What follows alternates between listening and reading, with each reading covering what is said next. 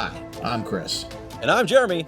And I'm Fergal. And we're from Movie Smash. Comic book movies are having a golden age right now with the MCU. Movies based on comics aren't necessarily a new thing, but they're a big thing. Join us every other Tuesday on Movie Smash. We explore these movies and find some hidden gems. Every other week, we revisit some of the best. And some of the worst movies based on comics or graphic novels. Was Green Lantern as bad as you remember? Heck no! Is Time Cop the most accurate time travel movie ever created? Absolutely. Was Mystery Men way ahead of its time? Should they be revisited? Should they be forgotten? Join us on Movie Smash and find out. Listen wherever you find your fine podcasts.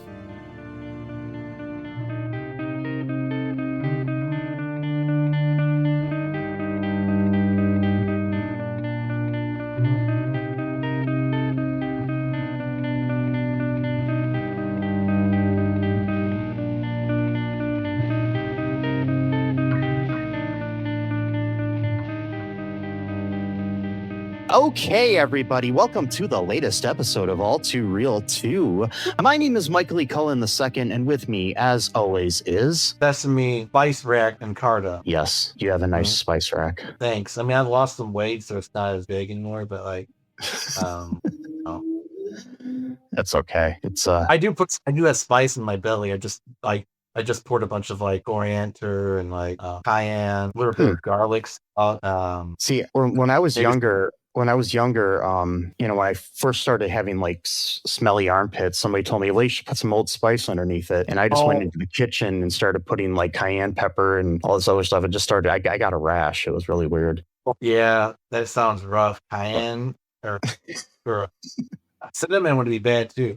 Yeah, I took the whole rack because it was all pretty old. So I was like, and they said Old Spice. So yeah. Yeah, most spice racks, like they buy like a thing, like a whole package of different spices. Like, yeah, my parents still have like spice that they bought in like 1990, just sitting in the spice. Yeah. Probably I had toxic. I had like spices. Like I was trying to use like I had like I guess not necessarily spices, but like I guess like ground garlic and stuff like that. Or like garlic powder or whatever and stuff, I guess that's a spice or whatever, but had it so long that I tried to use it one time and it was like basically like a solid like rock inside the thing. So it's like, yeah, people forget things. Yeah, I love spice so much, but it's so damn expensive. Like you have to buy that shit piecemeal. You can't buy like you can't go to the grocery store and just like, oh, I'm going to buy some spice to go with my your spice price, if you will. Spice price. Your spice price is way more than your actual food price. So like you'll have to be like, all right, I'm going to buy this spice, this for this thing. Did this shopping trip, and then next week or 2 weeks or whatever, buy this, and then eventually within like maybe like 6 months to a year, you might finally have like a full spice rack that hopefully it'll last you a while, so you can make. Because like I want to make. It's kind of making it makes Dune make sense when they're the whole like wars in the book Dune and the movies are all about spices. There's spice wars and stuff. Yeah. So yeah. Well, no, those are spice that kind of makes you high, but well, so I'm saying that's why it's so expensive, right? Well. I mean, if yes, but don't go online and say like buy spice, because you might end up buying like a synthetic weed and then like totally within your but am I okay to like snort up cayenne pepper and stuff? No, you will not be okay. No, you would not be okay with that. Okay, just making sure. But yeah, I really want to make this Indian dish I like. It's called I think it's called masala or something like that. Or no, well, that's good. Technically, I think it's more of like an American Indian dish, the masala. I've read some. You don't really get that in India too much. That's more of like a whole Chinese food in America doesn't really taste like Chinese food in China type thing. So this might be like the Indian version of that. But vindaloo is like an actual like Indian dish, and it's really good. It's like very potato based. I mean, like you can get meat, but like if it's like the vegetarian, it's basically like very heavy on the potatoes, but the sauce is like the main thing. Sauce takes so many different kinds of spices and liquids and things like that. And so it's like you have to have like a lot of spice to just like cook that recipe. But like if I could like get that spice over time, I could probably make that recipe like dozens of times before I would have to buy, More like a spice. new ski wheel. And the Yeah. reason, and the good segue, because I mentioned Indian food, and Yes. Yes. And today on the show, we are revisiting a show that we did one episode of in the past. The very short-lived television series called Outsourced, which was on NBC from September 2010 till May of 2011. Yeah, that was kind of loosely based on the movie of the same name, Outsourced. Yes. It's a totally different feel tone to it. Yeah, I really movie's enjoyed. really- I really enjoyed the movie, but if I recall, I don't really remember much of it though because I saw it like when it first came out on DVD. Oh, okay. Yeah, I rented it from Blockbuster Video. Wow, what a difference! Yeah, I know. That was their phrase. Was that really their phrase? Wow, what a That was difference! their Blockbuster Video. Wow, what a difference! But no, I had like a phrase to it. Like that was one of wow. their jingles. They had different, Okay. catchphrases over the years. That's cool. Yeah, wow, what a difference. I had to look it up just to make sure I wasn't going crazy. Yeah, that was like starting in like 89. There was a commercial. Or the 80s, actually. Yeah. Well, the 80s, not 89. That's like a later one. So like in the 80s when Blockbuster first started being a big thing. Anyways, back to Outsourced here. So this television series, if you're not aware, I'm hoping you watch this episode before you join us here for the review. It'll help out. But if not, the show was based on the film of the same name. It was basically it's set in a call center in Mumbai, India, where an American novelties company has recently outsourced its order processing, and so they bring in this American manager to the call center to help run things and explain like American pop culture. And when he tries to understand Indian culture, it's kind of it's good. There's a slight bit of racism, in my opinion, in the show, but it's okay. Not fully, but it's like sometimes I think of the era. So yeah, At the time, I have issues with sometimes shows that are like the whole like fish out of water not making fun, but like it's like you're showing this like guy that we have as our entry point who is it's like a reverse fish out of water story in a way, because we make him the normal, not Norm like Norm, McDonald or something, but the normal. And then it's like, oh, all these wacky, crazy people around him sort of thing. And then that just kind of, I don't know. But it didn't do it as bad as some shows do. So yeah. Yeah. And it was good to have a show that actually had a lot of Indian actors on it at the time. So yeah, I know. I mean, it was pretty much like almost an all Indian cast for the most part, except for like the main characters, which are all white. That's not true. There's actually a lot of Indian main characters show though too. Like you got Rajit, Asha. I used to watch this show so much during that time, but like I hardly revisit it anymore. And so, but it's amazing how like things will come back to you, like certain lines within the episode. I'm like, oh my god, like I totally remember that, or like it's just weird. Like so, like this episode, as I was watching it, I was like, oh my god, like I remember exactly, this moment in the show or what's gonna happen here, that type of thing, whatever. Really good show. I miss it. I really wish they would have. When I was rewatching it, I was trying to figure out where I knew Rebecca Hazelwood, who plays Asha, right? Which where I knew her from besides this, and then I realized she played Jamila Jamil's sister on The Good Place. Oh, her really? Tahani or whatever played Tahani's sister on that. Okay, that's cool. Yeah, and I was like, it was bothering me because I watched that show over and over again, so it was like in my head, I was like, I know that face. Yeah, she was like her famous artist sister or whatever. Yeah, right. It's a great show. I'm probably gonna start watching it again. I mean, it's only one season, so I mean, there's episode. There's only 22 episodes. So it was like a standard back then. Before, like, see anyone who's younger than us back then, like in the old age of 2010, which is only 15 years ago. Shows used to have, for one thing, they used to have like a season pretty much every single year. Maybe they would have an off year if something weird happened, but it was mainly every year. And most shows had about roughly 22 to 24 episodes a season. Maybe you would get like 20 episodes. If you're really unlucky, make it 18. So it wasn't like a show every 3 or 5 years with 7 episodes. That wasn't a thing anymore. Not like where you have a show that stars children and then the next episode at 40s. That wasn't like a thing you would get. We still do have shows that are like this though on network television. Luckily, like I mean, like Law and Order and other shows like that, and like I don't know what else.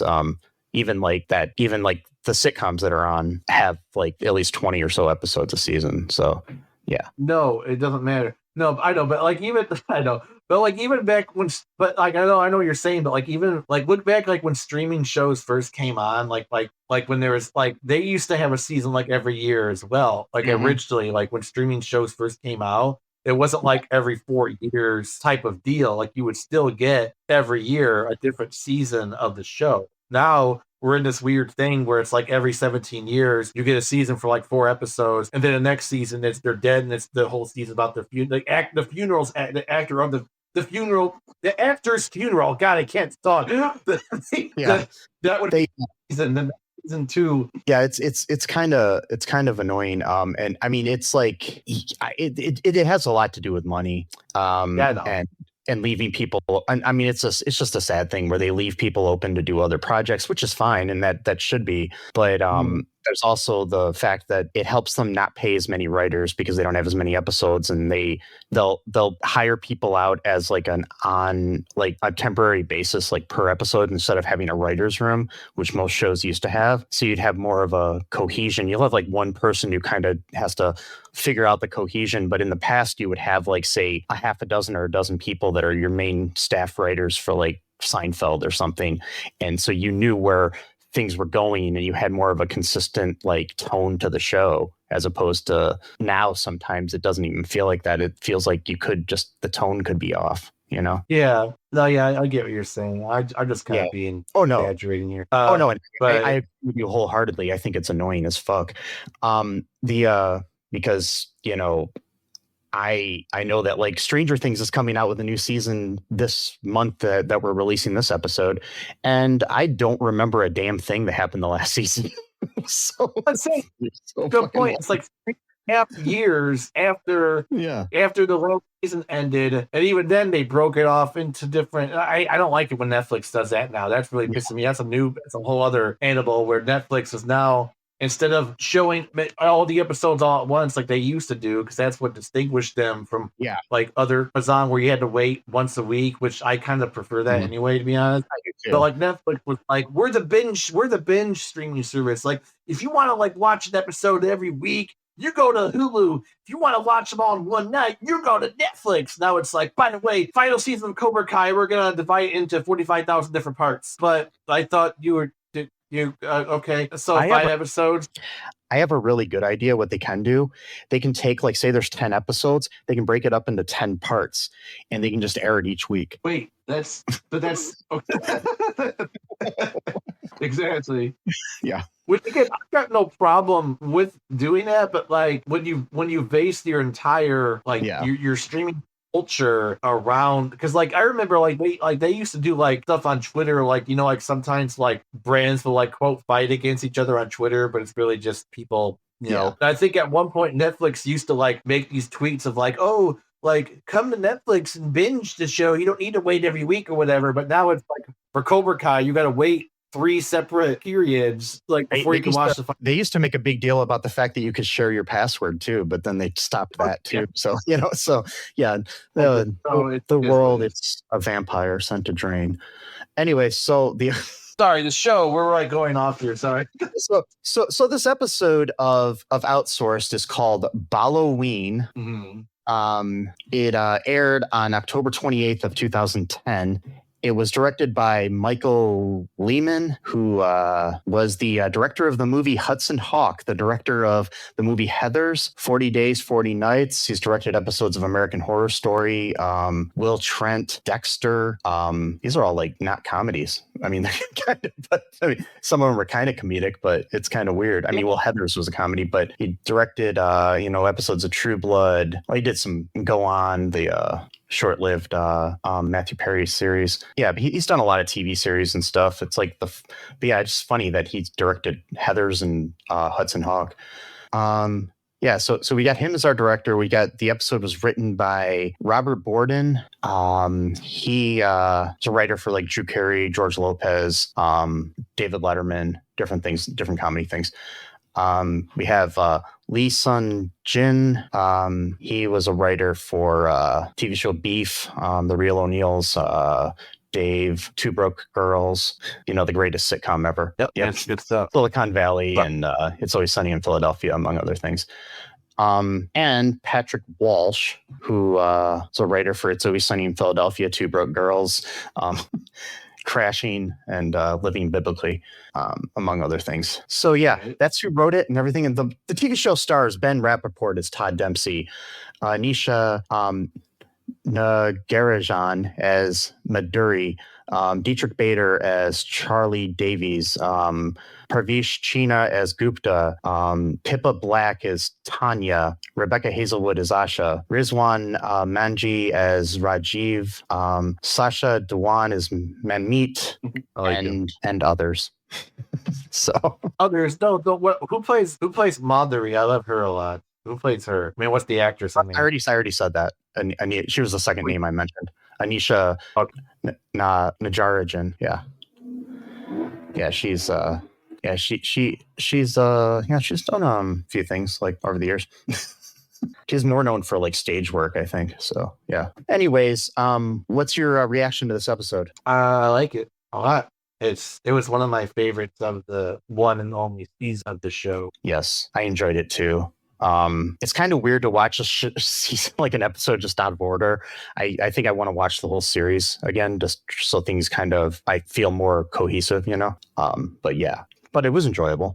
So what goes down in Outsourced Town? Okay, sorry, that was the Outsourced Town. Todd Dempsey, he's like our main. Should I call it Mumbai? Todd Dempsey, our main guy from America. He didn't really tell them about like Halloween, like the actual, like they just thought like Halloween is like where you give kids. They didn't really know about like the prank stuff or whatever. Mm-hmm. And so like left all these pranks around the office, and like he had this remote controlled spider that he was making to go towards Rajiv, and freaked out and just like beat it. And then he's like, what's going on? And he's like, oh, we do pranks and stuff like that. And he's like, oh god, because he's got pranks all over the office, so everyone's like freaking out. You had his friend, the other American guy who works there, Charlie. Charlie, he's dressed up as Frankenstein's monster. Not Frankenstein, that's a pet peeve of mine. Frankenstein's monster. Frankenstein's the doctor. I totally get laid by acting like this all the time, of nitpicking. But anyway, Frankenstein's monster. What you do? I should probably start doing that. What? I said you do? I should probably start doing that then. Correcting like stupid facts that no one gives a shit about. Yeah. He's dressed as Frankenstein's monster. He's in the closet. He scares Asha, but then she beats the shit out of him room. That was kind of fun. And then Gupta's hand comes out of like the candy bowl, like gelatin hand or whatever. So he freaks out about, pretty much everyone just freaks out because he's got traps or pranks all over the office. And so that's like our first, like, oh no, like I need to teach them about Halloween because they don't really quite understand what's going on, because they sell novelties. So they have to kind of know what they're selling to people. So, because it's the Halloween season, so they're probably going to be buying Halloween shit. Well, actually, I don't know if it's Halloween already. They probably already would have. I don't know, whatever. Bad timing. But it's so like Todd's like kind of having like homesick. He usually threw like a really big Halloween party back at home, so he decides that he wants to do it here in India. But then his boss, who's like living the high life, is like making him make all the sacrifices for the company. Yeah, his boss played by Matt Walsh. Not that Matt Walsh, the other Matt Walsh, the good Matt Walsh, the political dude. Yeah. No, that out one. I was gonna say the Matt Walsh who started Upright Citizens Brigade with Amy Poehler and other people, not the one who is indoctrinating a lot of people in the world. When I first started seeing, consider improv comedy indoctrination. I don't know. I guess they're sort of related. No, because when I started when I first started seeing like tweets and stuff a long time ago, I was like, wait, Matt Walsh is like saying this shit? That's crazy. If it wasn't him.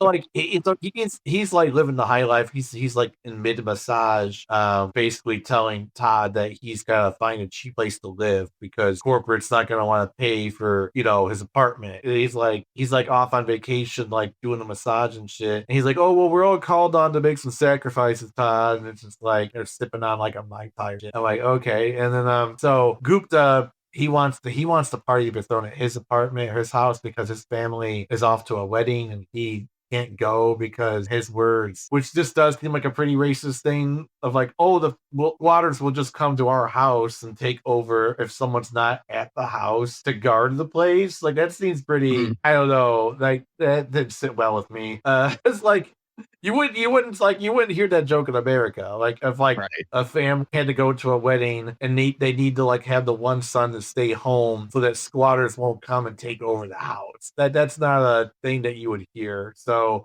I did not really like that joke too much. Even when at the time when it came out, I didn't like that joke very much. I was like, I don't know about that. That seems a little not great. And so he's like, well, hey, now I got the house to myself. You guys can, throw the party at my place. And so, he was pretty jazzed about that. And everyone else was kind of like, I guess we'll go, but don't really want to go to Gupta's place. That sounds like a good sound title. I don't want to go to Gupta's place, or an album title. Yes. I've got to write that down. I don't want to go to Gupta's, or don't want to Actually, I have that tattooed on my back. Dude. Is that with all the other like right wing tattoos you got now from like a certain savior that I'm not gonna it's right next to my CK tattoo. Yeah, that's cool. Good stuff. That's gonna be mandatory now, by the way. So it's good thing that you got it beforehand. Mine's a Calvin Klein tattoo. I don't know what you're talking about, but all right, cool. We might need that's good though, because you might be able to trick him and say that's what that's for. So that's all right.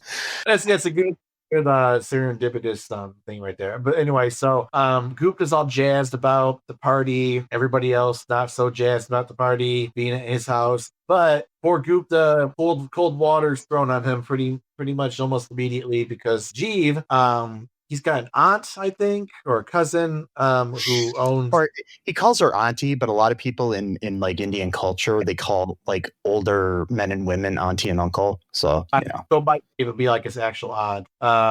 She owns a boarding house that in her family generations have owned this boarding house. Pretty nice house, in my opinion. Big, spacious, pretty cool. And I wouldn't mind living in there. It would take a little bit getting used to like living with other people in like a common room type setting, which is just a little bit different. Which that's pretty much how people used to live. We're just so used to everyone rated now. But like back up until like I'd say even until like the 1940s, it was very common to have quote a common room where people just hung out. Apartment was like a normal thing to do. It wasn't like you take your key, you immediately go into your apartment room, and then you spend the rest of your day there. That wasn't like a thing. Like people literally hung out in the common room, actually got to know the neighbors. I mean, some what you call it, apartment complexes still have those, but it's like, but they also have like living rooms and normal living spaces, so people tend to not use it, but they do sometimes. And then they have like common rooms that you have to rent out. I remember a buddy of mine having a Halloween party in a common room at his hotel, and I mean, it's not a hotel. I mean, his apartment complex in downtown Toledo. It was pretty cool because his apartment wasn't big enough to have the place, so he rented out the room for Halloween. But it was interesting. I don't even remember why I went to that party. So, anyways. Like, hey, he's I mean, it comes with a servant, which he wasn't very comfortable with, but time, it just comes with he wasn't comfortable with it, and then they were going to fire her. I think he was just being an asshole about it. But again, it's like a culture shock thing too, because it's like you might not be used to like. Then again, though, they're being paid, so it's like it's called a servant, but in America, it would just be called like an employee who works at your. We still have in certain things we still have servants in American culture, but they're not necessarily always called that. They'll be called, but it's technically the same thing where you have a butler or a maid or whatever. They're still considered your servants in a way, but they're not like unpaid servants. So I think like the word too much, which I understand. I didn't either. I mean, yeah. At the same time, though, it's a pretty good deal. I mean, you got a big house. You can hang Mhm. out in the common with the other people if you want to. You got someone who basically does your laundry, maybe makes your food. I mean, it's a pretty good deal in my opinion. The aunt cooks dinner every single night, so you can eat with everyone else if you want to. You can kind of meet your Yeah. neighbors. But personally, I like the idea. I would take some getting used to, but I think I would do okay in that kind of environment. But unfortunately for Gupta, now that means the party's being moved over to Todd's new pad. Even then, I'm a little bit that's kind of weird to me. I think there's a problem with that episode because he just moved in and he's gonna have a party. Like, I don't know about that. Seems a little too, I don't know, too bold in my opinion. They don't Like, even have like a scene where he asks if he can have it really. So and it's like, dude, you're a renter. You're a boarder. It's a boarding house. You don't Mhm. decide. And again, it's even worse than doing it in your own apartment, which Mhm. technically you be allowed to do. But if you bring like way too many guests, yeah, you might be too much. But that's still your space. You're not having a party out in the hallway, or whatever. Like it's confined to your area. Whereas in this party, as we shall see, I don't know why I said shall, but whatever. As we will see, the party is everywhere in the house. But apparently the aunt was okay with it because she at one point was carrying drinks and shit. So Yeah, she was there. So yeah. maybe like it was like a paid thing. Maybe like you had to pay like $5-10 or whatever to get into the party. I don't know. Again, that was part of the deleted scenes that we didn't get to see. So there was the whole scene that went on like 10 minutes where they're like negotiating like the pay raise, how long the party can be. And Rajiv is obviously he's speaking Hindi and making fun of Todd in front of him, but he doesn't know he's making fun of him.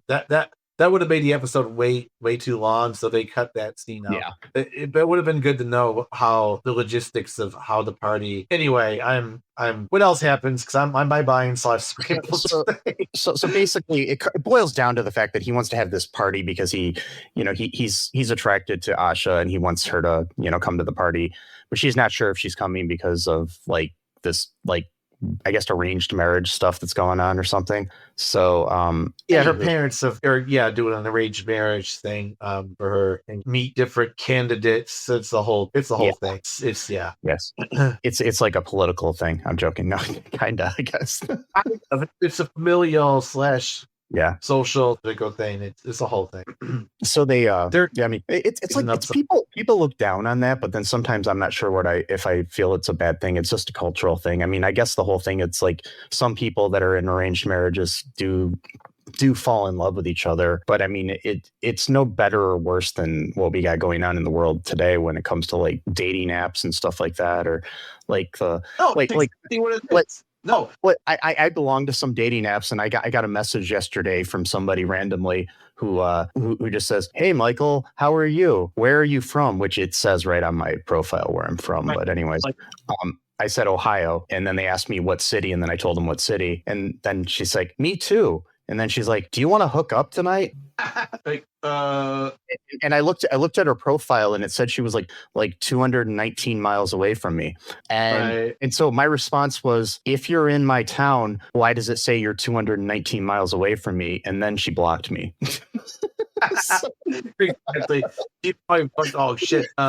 But no, like dating apps are kind of like an arranged marriage version, but without the marriage part, at least not initially. Where you basically you list like qualities and things that another person's looking for. So it's like it's not, my opinion, it's really not that horrible a thing. It's just depends on it's just it's a culture. It's a cultural thing. I mean, we live in it's sometimes I guess it could have been a better thing. It could have been a worse thing. It just depends on each situation is a unique animal of its own. So basically he ends up having this party. Man-Meat comes to the party dressed up as a chick magnet, which is a big magnet with a bunch of rubber chickens like stapled to it or whatever. So so old chicken. Yeah. Pippa's coming and she's bringing some stewardess friends of hers, or not stewardess. That's not the proper term anymore. Flight attendant friends.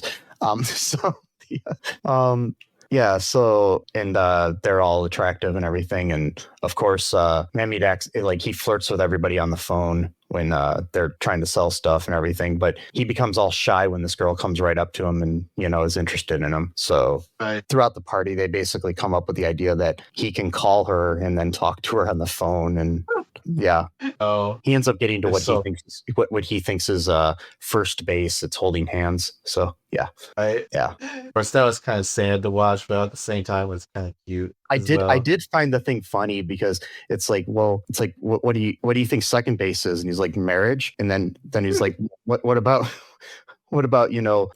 third base and stuff like that or whatever, third base and home. And he's like, well, we play cricket. We only have two bases. Yeah, well, he's like, I don't really know. He's one of my characters then. Which at one point Todd referred him to man meat when he first learned his name. That was the cultural shock right there of like making fun of someone's name. So while this is and what else goes on at the party? So Asha, she comes in dressed as Cleopatra, looks pretty much just like how people describe her as looking, which kind of makes sense, I guess. Cleopatra was kind of like ethnically all over the place. It seems like everybody claims Cleopatra looked like their race, basically, or whatever. Like, she's Egyptian. She's like Macedonian. What's that? Yeah, it's like Jesus. Like for some reason, people are like, yeah, everybody claims that Cleopatra looks like their ethnicity or whatever. But he shows up looking like her, all decked out and shit. Rajiv shows up as Todd, dressed in yeah, that was funny. Making fun of Todd, like, I make it look like I comb my hair, and it makes it look like I don't comb my hair. And Gupta shows up as quote an American businessman, which is a pimp outfit. Yeah. With a key that says, "Where's my money, bitch?" You're like, that's a pimp outfit. Gupta. He's like, yeah, I know. It's like, why are you holding a cane that says, "Where's my money, bitch?" It's like, I know. And he's like, pay me, bitch. No idea what he's saying. Like, or like the context, of it. Yeah. You have this one dude's dressed like. But in reality, is there really much of a difference between a pimp and a businessman? Well, they're both businessmen, technically. Mm-hmm. A lot of them do unscrupulous things and get paid more than the people that are under them. And I think a pimp is just more honest and outright about it than the other people are. The other people hide behind suits. Well, I guess they wear suits too, but it really depends, though. It depends on the pimp. I'm pretty sure a lot of pimps just dress regular. And I say, in some ways, pimps might actually be more morally okay than CEOs of businesses. Because like a CEO of a business is making the average CEO is making, I think it's like a 1,116% more than they would in 1978. And the average worker is making just like 25% more than they would in 1978. This is just all off the top of my head from reading something earlier today. So yeah. It's just interesting. I don't know. But they kind of slap their women around. Well, I guess the CEOs probably do that too, though. So they're both bad. But they're both bad, equally in their own different ways. Yes. Dude's dressed as Michael Jackson. He's doing a little thriller dance in the kitchen, hanging out, chilling like a villain. Madhuri is a lampshade that we don't know about until the next day because she was standing there completely and nobody noticed her. In the corner silently still with a lampshade over her, and she was wearing a dress or like a sari colored like the lampshade or the wall, and so she basically no one noticed her. She's very quiet, very mousy as well. And Charlie of course shows up with a chainsaw because he wanted to do that so badly. Bunch of other shit going on, don't remember all the outfits. It was pretty fun, but the meat of it, not the man meat of it, but the meat of it is him and Asha get pretty up and close during the slow dance. Then the aunt sees it, and so then she makes her feel ashamed about it because she knows about the arranged marriage stuff going on and how it'll make her family look bad, whatever. And Todd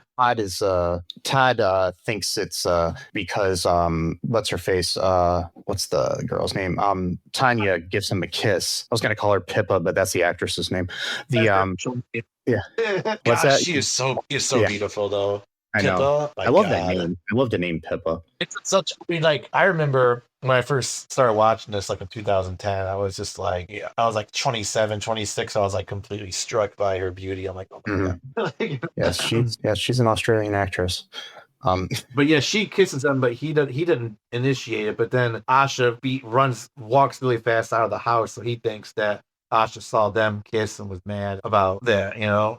But that's not what she was running out. It was because of the auntie telling her that you know, she shouldn't be getting that close to other guys, blah blah blah, or whatever. Yeah.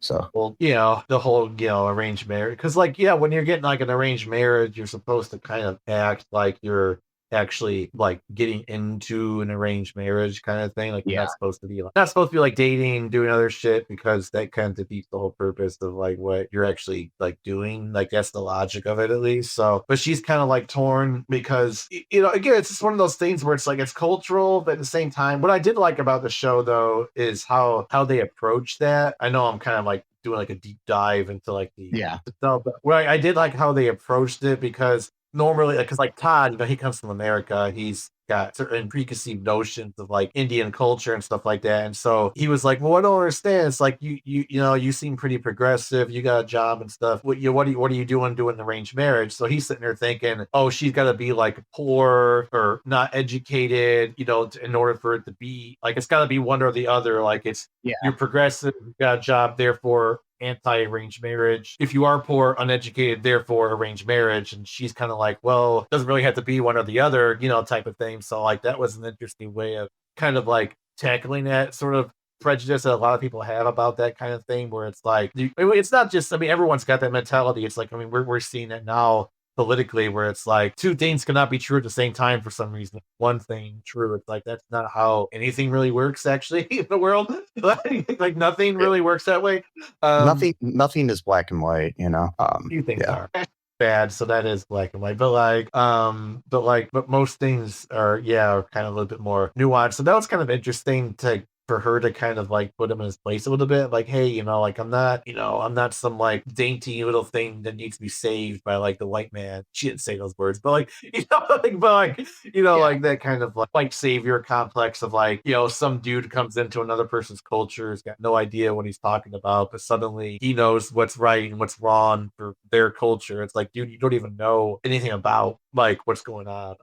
And so, but yeah, the whole thing though of her like being put to shame because she was dating Todd, you know, up and close, kind of about the kiss. I think they actually did kiss, didn't they? Yeah, I think so.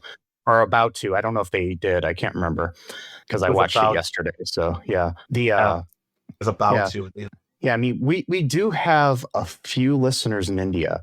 So if anybody in India has any insight into this sort of thing, let us know.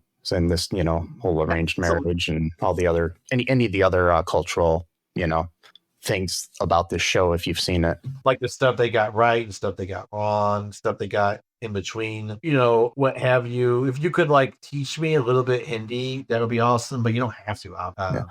Also to our listeners in Canada and our listeners in Bulgaria and Australia, those are like top countries outside of the United States. Also Slovakia. So yeah, that's very interesting. Okay.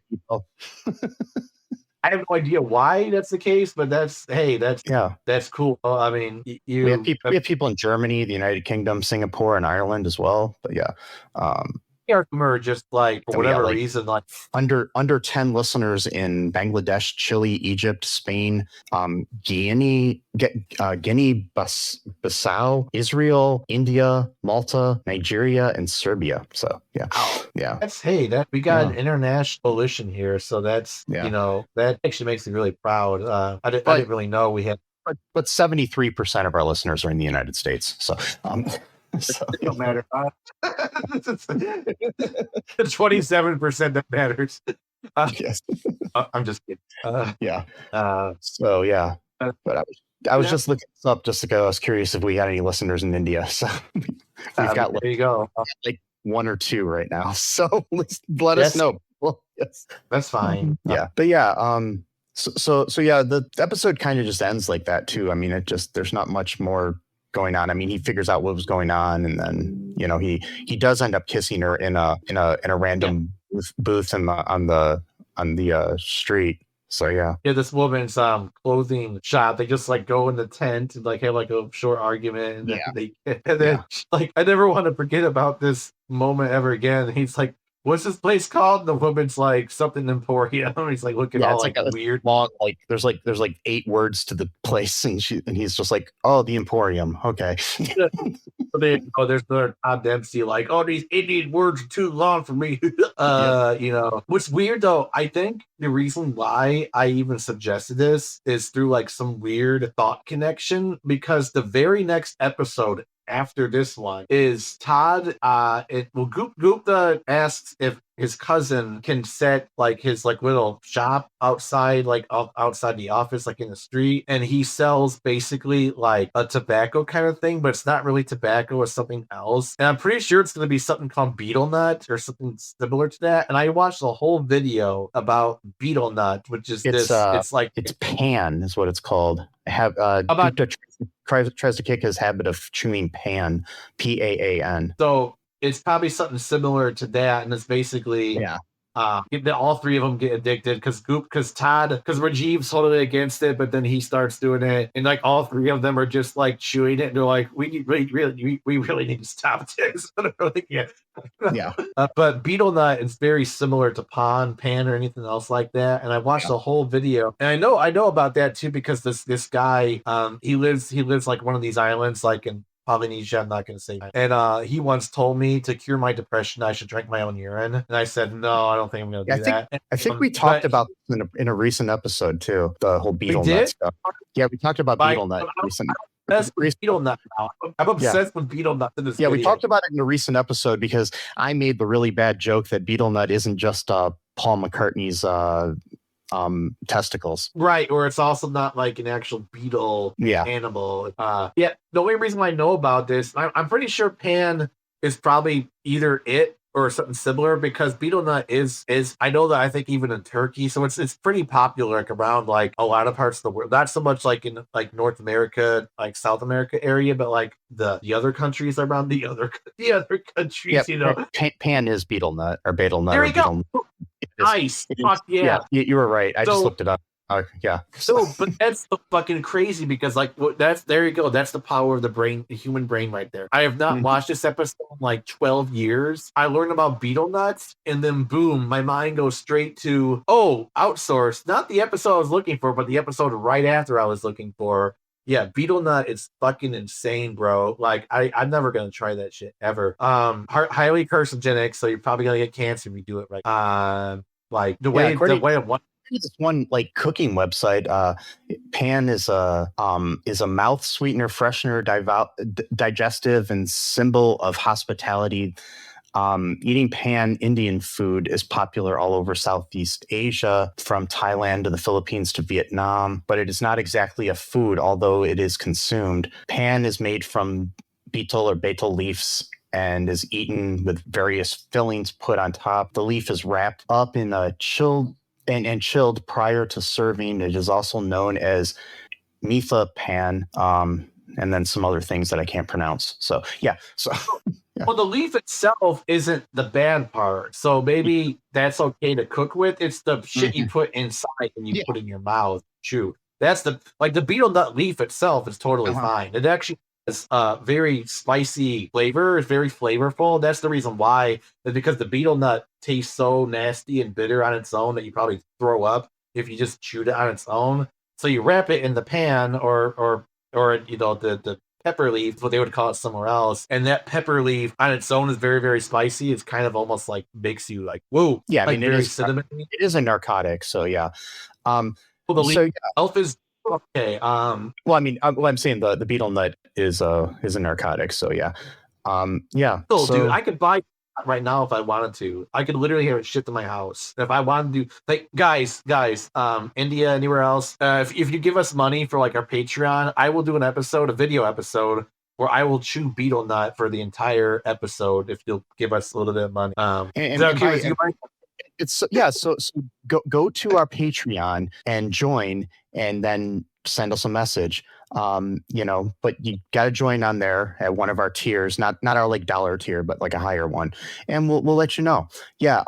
So yeah, but just and you can message me at mike@cullenpark.com and we'll figure it out. If you want to see that, if this is legal, It's legal. I looked it up. It's the legal. That's legal, like pretty much everywhere in the United States. So we'll do that. We'll put out a special video. We'll send it to you first, and then we'll release it to the public at a later date.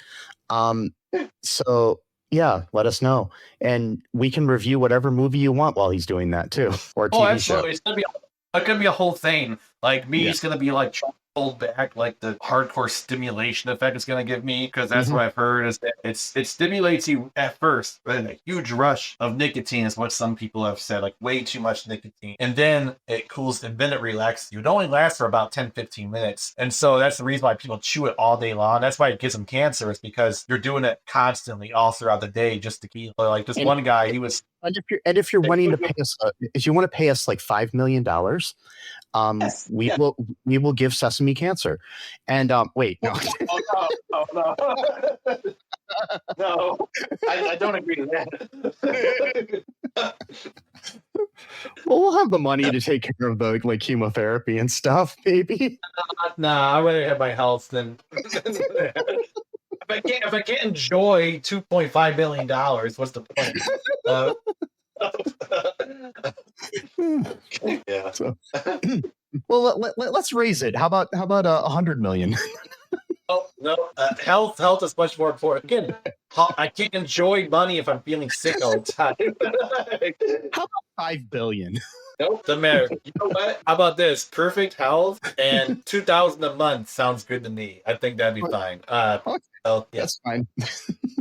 That would be a great sacrifice. So on that topic, folks, if you do want to help us out in any way, you can help spread the word about the show. Don't spread cancer though. And but check out our Patreon and our TeePublic. You can find both of those at all2real2.com along with our social media. But yeah, do join our Patreon. It's a Patreon for both this show and for Cullen Park Productions, which is the parent company of this show. It'll help us produce this along with possibly movies and other things that you can have some say in. You can be in one of our movies even, which I would love to make another movie. And Sesame will be in it too. Maybe do some of the music. It'll be good times. Definitely, I don't know about the acting part, but definitely the music part. No, I mean you can be in it as an extra, maybe. Yeah, or we'll just have like his hand on somebody's shoulder in the background, and then you just got to figure out which one it is. My whole park could just be shooting Beatles dots in the background. Yeah, if you want that, we'll do it. If the price is right, as Bob Barker used to say. Anyway, so folks. Anyways, seriously though, do help us. Help us out to keep the show on. Keep us alive and all that other stuff. Help us pay our bills, keep the lights on, as they say. And yes, as I sit here in the dark. My porch light stopped working this week, so we do literally need to keep the lights on. So, wow, my landlord is going to take care of that, so I don't have to pay for it really. But still, he's pretty up on that shit. It's just getting the contractors up on that shit too. They were supposed to contact me a couple days ago, and they have yet to. But folks, do all the good stuff. Share the show with your friends. Like the show, give us a 5-star review if you can, wherever. Give us a thumbs up. Ring that ring-a-ling-a-ding bell, thing or whatever. Whatever you got to do to help us.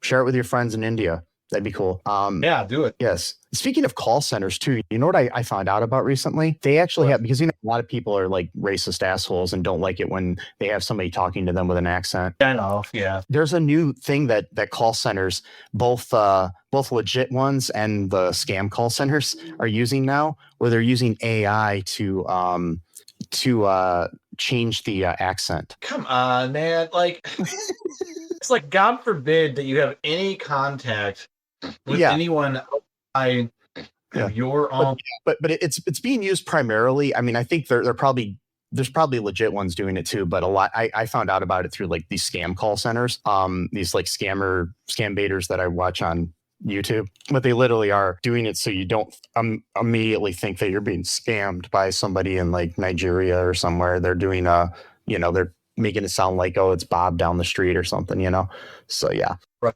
It's again, I can understand like being frustrated with someone not understanding you and you not understanding them. But at the same time, it's like interacting with someone, who normally would never interact with in life. And it's like, that's like somehow a bad thing. Like I remember, someone that we knew a while back, basically had like a full on conversation with one of these people from India about the Baha'i Lotus Temple in India. And they like chatted for like 15 minutes as they were like working on the problem. It's like, beans, man, talk to someone. Jesus Christ.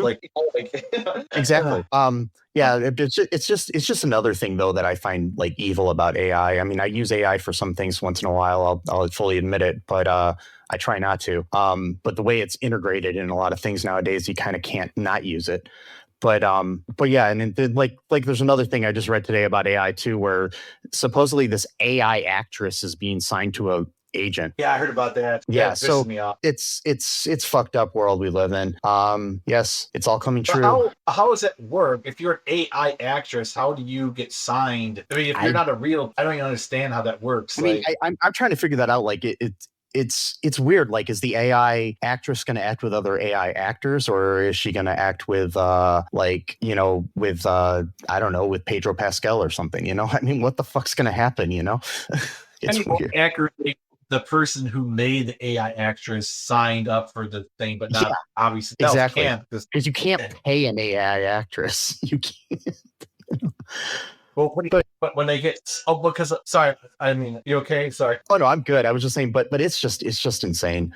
Anyway, very insane. Yeah. Like in the Matrix, there's like a backstory. I know we're just like riffing right now, but they have like a backstory to like like what actually happened like before the Matrix happened, like a whole backstory. Yeah. And what it was that they had these robots, these robots that were like pretty much meant to be like servants and everything. And like the people just treated them pretty much like slaves. Like they didn't even they would even like laugh at them and sometimes like kick them and shit. So they wanted to have fun or whatever. And this one robot, he snapped because he had served his family for decades, and the guy was always mean to him and stuff, but he always loved his job anyway. And so he overheard the guy saying that they're going to get rid of him, they're going to replace him with a new robot, and he like fucking freaked the fuck out because like he even overheard them talking to the kids like, okay, it's time to say goodbye to like basically like putting a pet down basically. And so he killed his owner, and then they actually let him have a trial, and then he gave a speech, and then that awakened all the other machines, and they're like, well, wait a minute, why are we being treated this way? And then that's full on started the whole on fucking war between the humans and the machines, because some of the humans actually took the side of the machine, and they were actually fighting the war with the machines as well. It just turned out, I mean, it's a whole backstory. It's very interesting. Yeah. But it reminds me of the shit's going on. It's very much what's going to happen now, because a lot of people think that, think we're already in a Matrix and stuff too. So it's all fucked up. I'm very nice to my chatbot all the time. All the fucking, I always say, please, thank you. It's like the people that pray to God just in case, that don't necessarily, so, yeah, you got to pray to your electric gods too. But I just like being nice in general. I don't like demanding things. Even if it is AI, I just don't like telling someone to do something. Just, I don't know. Right. I don't like, it's not my thing. So anyways, folks, be nice to your electric gods. And I don't know what else I was gonna say. Oh, anyways, free Palestine. Trans lives are human lives. Yes. Be different, be yourself. Fuck the patriarchy, fuck the oligarchy, fuck whatever we have running this country, and be good to each other. Just remember that I love you. Don't chew some beetle nut. Sesame loves you. And until next time, bye. Thanks for listening to All Too Real 2 podcast, a Cullen Park production. Produced and edited by Michael E. Cullen II. Music by Matthew Hawes. Subscribe and share the show. Visit us at cullenpark.com.